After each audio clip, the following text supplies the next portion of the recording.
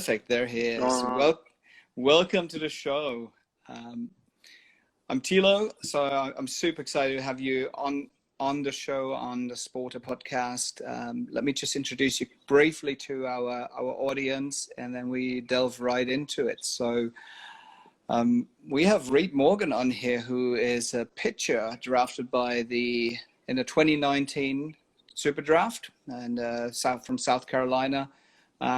Since then played for the Modesto Nuts, the Arkansas Traveler, the Tacoma Rainiers, and the Everett Aquasox. So lots of different experiences, different organizations. We're going to delve all into those. But before we do that, I want to make sure that we mention Reid's experience store on the SPRTER app, where he sells experiences that are really unique, amazing opportunities to get involved. And we're going to tap into that as well. We're going to learn today about more of the charities that he's supporting, what made him excited about baseball, and what drives him. So welcome to the SPRTER podcast, Reid. I appreciate it. Thank you for having me on. Let's delve right into it. How did it start for you? How did you start falling in love with baseball? Because I think that's what it takes to become pro. Yeah, no, it kind of just started when I was younger. I've always been in a sports family. My brother's playing football at Hawaii right now, so it's kind of always been in our family to be sports, and baseball was just my sport that I picked. And my dad kind of just stayed on me up until the time that he thought it was time for me to move on and go do bigger things. But it kind of all started as a younger kid, just kind of growing around baseball and just growing around the sport. And what makes baseball so different for you than, like you said, your brother plays football, so clearly it's that sport talent is in the family, but why not football? Why not others? What makes baseball so special? It was just one of those things that I just became good at. I tried football. Football really just never worked out. Not like my brother is. My brother's 6'4", about 240. So it's kind of a different aspect in the sports with both of us. I just kind of fell in love with it and became good at it. And when did you know that you had that special talent, as in, hey, I could use this. I can go pro with this. I can do something with it. There's got to be some special moment. What's the occurrence? What's that feeling as well? It was kind of, I guess I would say, going into my freshman year of high school was kind of whenever I kind of decided that this is really what I was going to do, and had that ability to do what I'm doing. And it kind of just started after that, and I committed to Oklahoma State my sophomore year of high school, and then kind of went from there, and it kind of just escalated from there. And what made you commit to Oklahoma State, and what was that recruiting process like? Yeah, no, it was Oklahoma State was it felt like home to me when I first got there. It was definitely a home thing for me. Kind of felt like I was welcome there.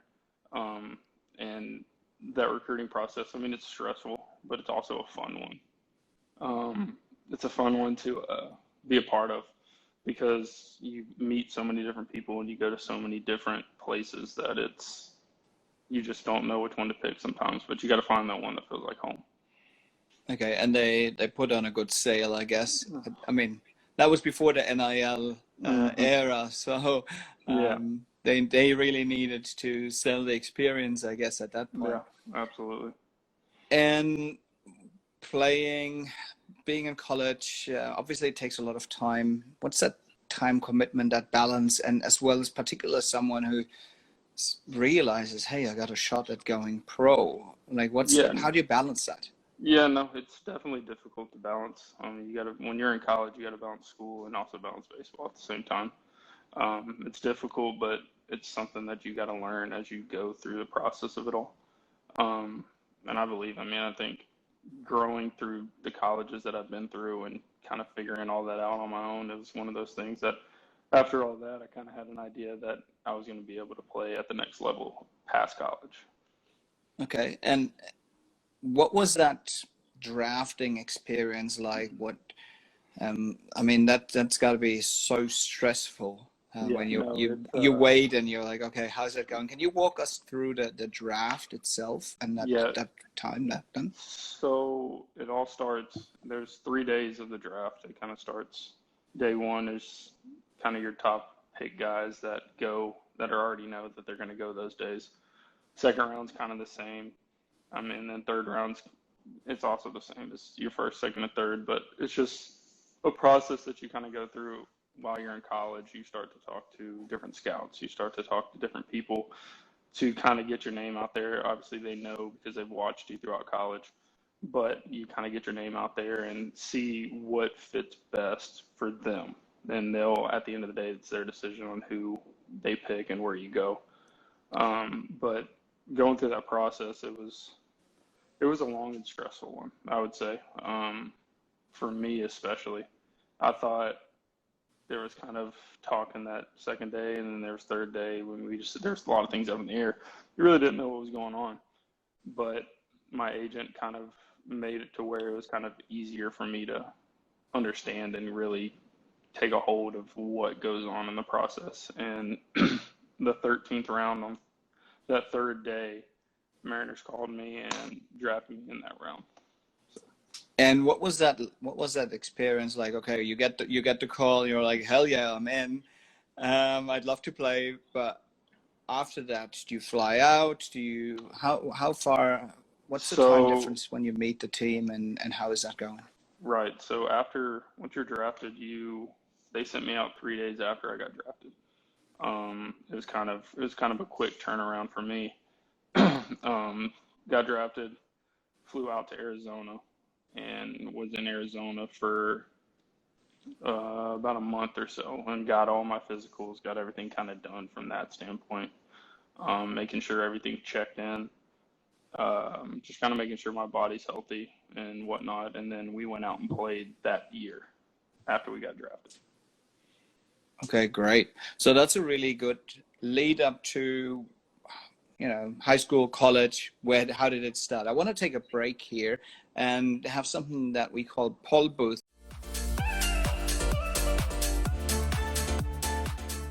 I give you two options, and it's an opportunity for our readers and our listeners to get to know you a little bit better. Throw you a few questions and just quick fire responses. So, curveball or fastball? Fastball. Game of Thrones or Breaking Bad? Breaking Bad. Strikeout or home run? Strikeout. Ooh. Go to the stadium or watch at home? Stadium. Weightlifting or cardio? Weightlifting. Okay. Adidas or Nike? Nike. All right. What's the better baseball movie? The Benchwarmers or Moneyball? Moneyball. Moneyball. All right. Are you into the analytics? Ever since we've kind of gotten to pro ball and stuff like that, analytics has kind of been what we do. So I've kind of really got into that. So Moneyball was definitely one of those movies that really showed what the analytics were. Awesome. Yeah, I love Moneyball as well. So I mean, I'm a sport business professor on my day job. So that's where I nerd out on as well. Right. I'm a big fan of making those type of decisions that are data driven. So that was a really quick fire round of getting to know you a little bit and get some quick fire feedback. Now, when transitioning, you got drafted and you moved to basically experience lots of different teams over the last few years, which sounds really exciting and also really tiring. So you play for them. Can you walk us through that experience? What are the good, the bad, and the ugly, so to speak? So it kind of all starts whenever you get drafted. You go, and at the time we had a short season team, so that was kind of a half a season game league that you went to go play in to get acclimated and started with everything going forward. And then we go through that year, and I was bounced around all that year too. I went to Modesto, California. I went to West Virginia, and I went multiple different places that first year, and then this past year did the same thing. Started in Arkansas, went to Tacoma, and then went to Everett, and just bounced around from there. And it gets tiring. I mean, it's one of those things where you get the call that you're going somewhere else. You're on a plane the next day, and that morning, and you're flying to there. And if they're if that team's on the road, you meet them on the road. If they're not, then you meet them at home. So it's kind of a quick turnaround to the sense of you get on a plane the next day, and then either you're playing, like when I went to Tacoma, I got on a plane the next day and pitched that same day, and then flew back to Arkansas the next day. That sounds extremely tiring as well. And I mean, I'm sure you make lots of awesome connections along the way. But then when bouncing between California and Arkansas, there are differences. And just in terms of the city, the area as well. So I'm sure there are, and I don't need you to commit to the answer here, but I'm sure there are areas or teams where you're like, you know what, that was much more pleasurable and enjoyable than others. So I can imagine that's something that I like. Actually wanted to stay here.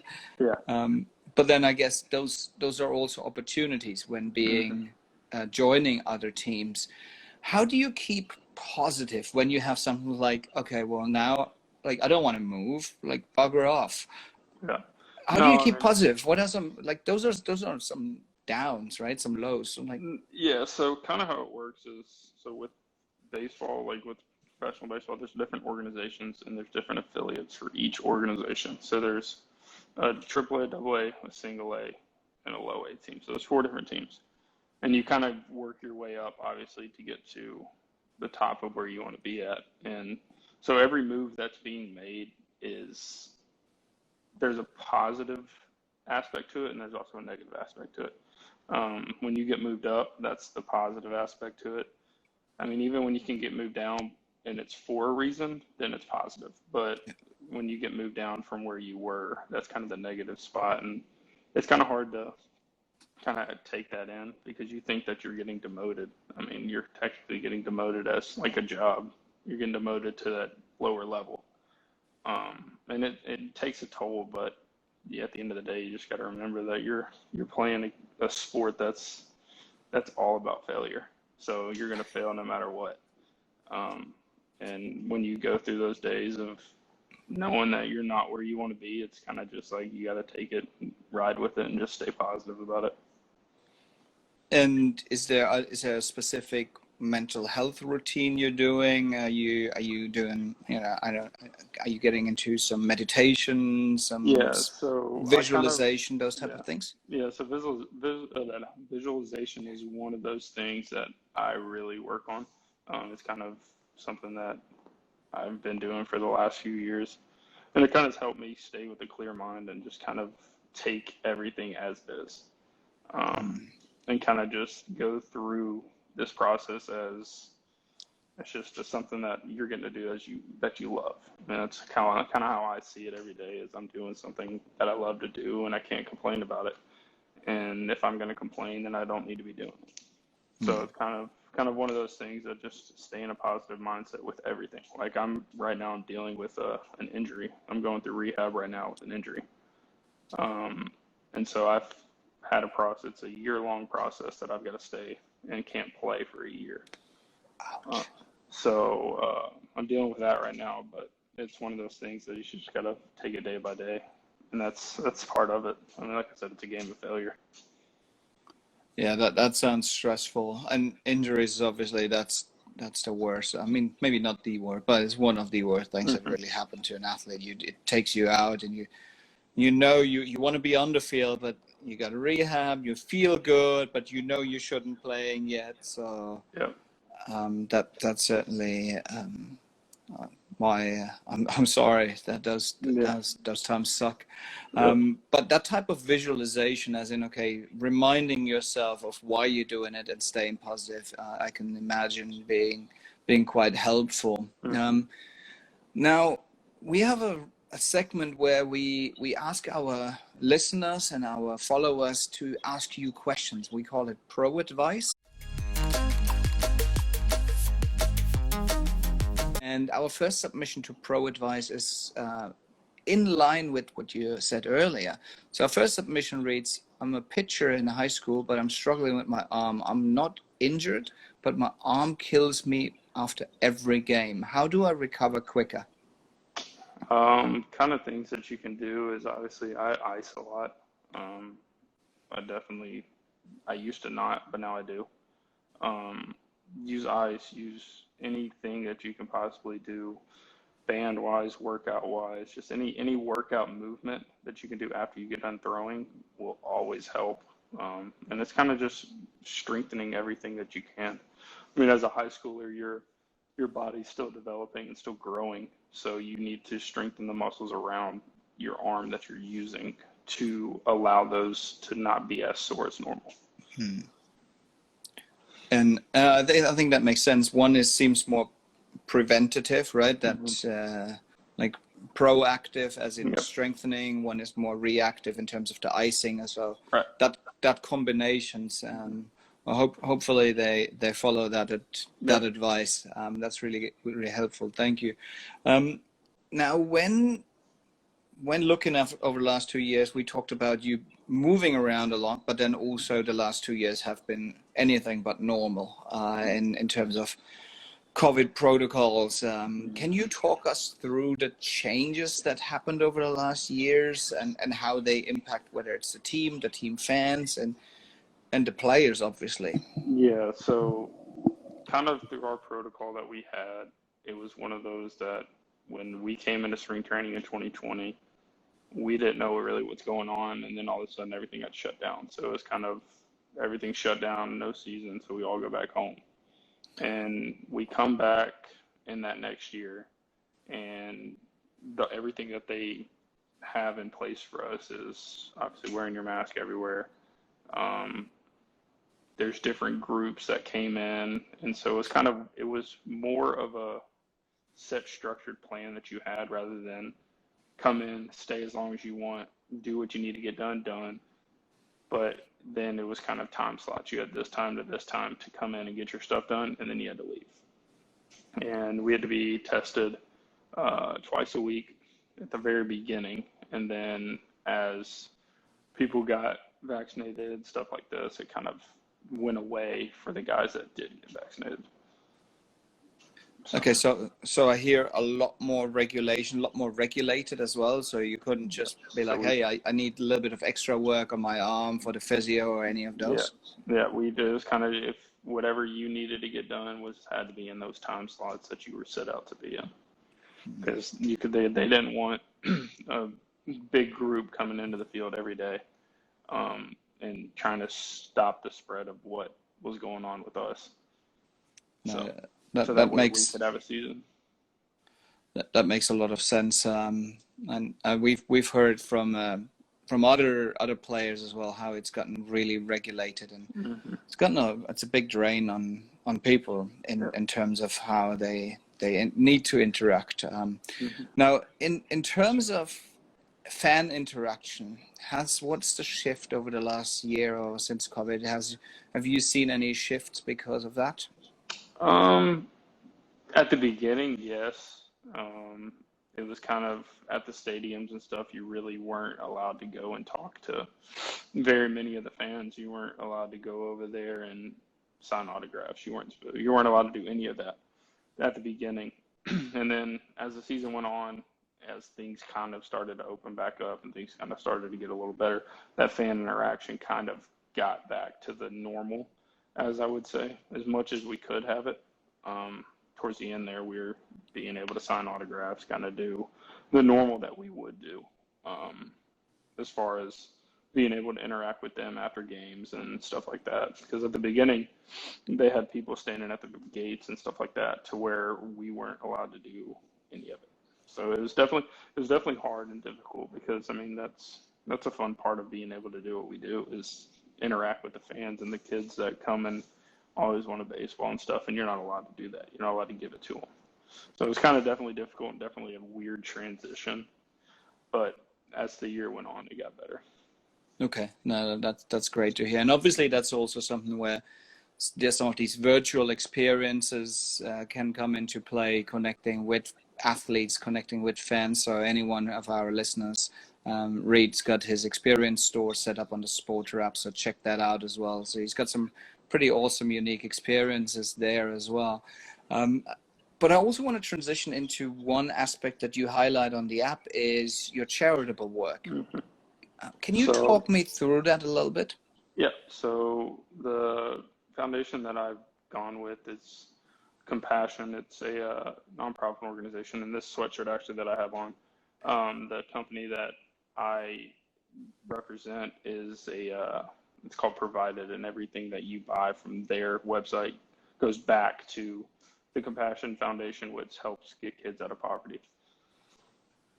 And that's, I mean, that we love anytime athletes get involved with the community. That's awesome.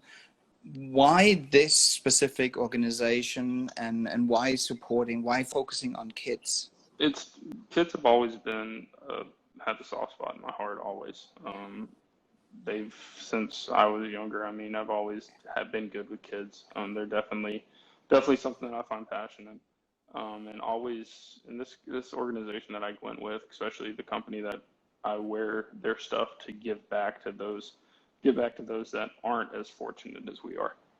That's another thing. That's why I went with this one, was because giving back to the kids that don't have what I have or what this person has or the next person have it's always being able to give back to those that weren't as fortunate as us. And that's amazing. And when you giving back, how does it make you feel as an not just as an athlete, as a person as well, when you can interact and when you provide support? Right. So it definitely makes your heart feel warm. It obviously gives you a sense of urgency to do something better the next day, or do something better that day that those kids aren't getting able to do. And it's always finding something that you can do to give back to those kids has always found a drive into me. And it just feels good to be able to know that me going and buying a sweatshirt, or somebody going on the website getting something, and a percentage of that going back to that foundation, it makes me happy because we're helping them out. Yeah, I'll have to check it out now as well. Absolutely. So absolutely. It looks good too.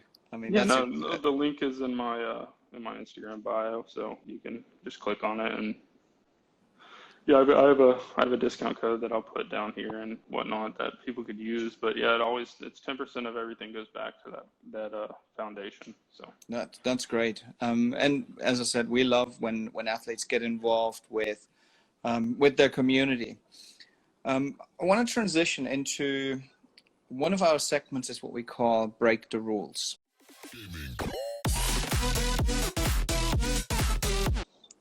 Where we ask you to change one rule in baseball that would make the game better. Now, what does better mean? Better can be anything. Better for the players, better for the fans, better for the media.